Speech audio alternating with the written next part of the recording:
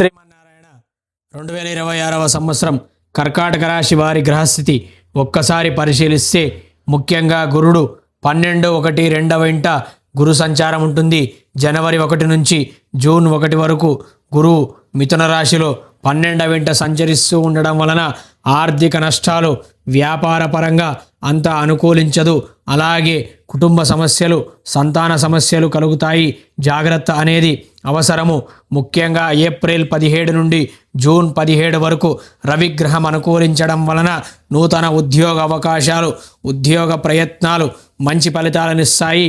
తర్వాత జూన్ 1 నుండి అక్టోబర్ 31 వరకు గురుగ్రహం కర్కాటక రాశిలో అంటే 1వ స్థానంలో సంచరించడం వలన తీవ్రమైన ఆర్థిక నష్టము, వ్యాపార నష్టము, అలాగే ధన నష్టము, ఆకస్మికంగా వృధా ప్రయాణాల, వృధా ఖర్చులు కలుగుతాయి. చాలా జాగ్రత్త అనేది అవసరము. తర్వాత అక్టోబర్ 31 నుండి డిసెంబర్ చివరి వరకు గురుడు సింహరాశిలో 2వ ఇంట సంచరించడం వలన అద్భుతమైన రాజయోగ కాలము. వివాహాది శుభకార్య ప్రయత్నములు మంచి ఫలితాలనిస్తాయి. వ్యాపార మార్గాలు కూడా చాలా అనుకూలాన్నిస్తాయి. ఇక శనిగ్రహ విషయానికి వస్తే శనేశ్వరుడు 9వ ఇంట సంచరిస్తూ ఉండడం వలన ఉద్యోగ ప్రయత్నాలు, ఉద్యోగ అవకాశాలు మంచి ఫలితాలు కలుగుతాయి. మీరు పడిన కష్టానికి ప్రతిఫలం అనేది లభిస్తుంది.